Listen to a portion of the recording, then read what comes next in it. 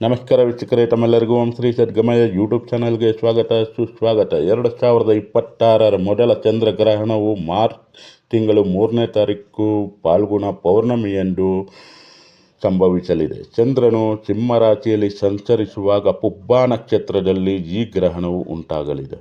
ಇದು ಈ ವರ್ಷದ ದೀರ್ಘ ಚಂದ್ರಗ್ರಹಣ ಅಂತ ಹೇಳಬಹುದು. ಗ್ರಹಣ ಪ್ರಕ್ರಿಯೆಯು ಮಧ್ಯಾಹ್ನ 3:20 ಆರಂಭವಾಗಿ ಸಂಜೆ 6:47 ಇರುತ್ತದೆ. ಈ ಗ್ರಹಣವು ಸುಮಾರು 25 ನಿಮಿಷಗಳ ಕಾಲ ಭಾರತದಲ್ಲಿ ಗೋಚರಿಸುತ್ತದೆ. ಗ್ರಹಣದ ವೇಳೆಯಲ್ಲಿ ನಾವು ಮಾಡಬೇಕಾಗಿರುವಂತಹ ದಾನವು ನಮಗೆ 100 ಪಟ್ಟು ಹೆಚ್ಚಿನ ಫಲವನ್ನು ನೀಡುತ್ತದೆ.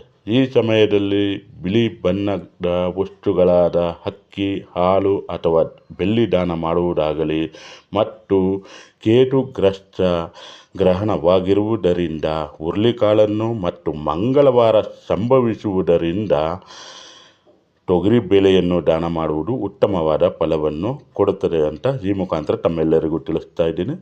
ಈ ಗ್ರಹಣದಿಂದ ಶುಭ ಫಲವನ್ನು ಅನುಭವಿಸುವ ರಾಶಿಗಳು ಯಾವುವು ಎಂದರೆ ಮಿಥುನ, ತುಲಾ, ವೃಶ್ಚಿಕ ಮತ್ತು ಮೀನ.